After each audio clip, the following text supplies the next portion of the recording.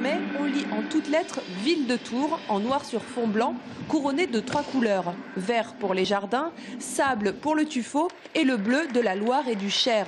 On retrouve un peu le blason historique avec la couronne qui marque l'histoire royale de notre ville. Il y a évidemment une sorte d'enracinement avec les éléments identitaires et puis une forme très moderne qui correspond à l'image que nous voulons donner à notre cité.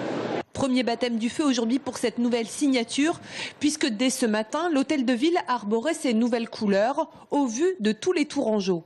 Tours en noir, en gros comme ça. Je trouvais l'ancien un peu, comment dire, pas assez moderne. Plus sobre que l'ancien, plus sympa mais sobre. Peu coloré, enfin, pas très festif quoi. Le côté grande lettre noire m'embêterait un tout petit peu.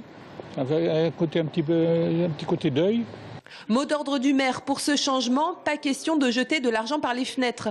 Le logo a donc été imaginé par le graphiste de la mairie avec le coup de main bénévole de l'école Brassard.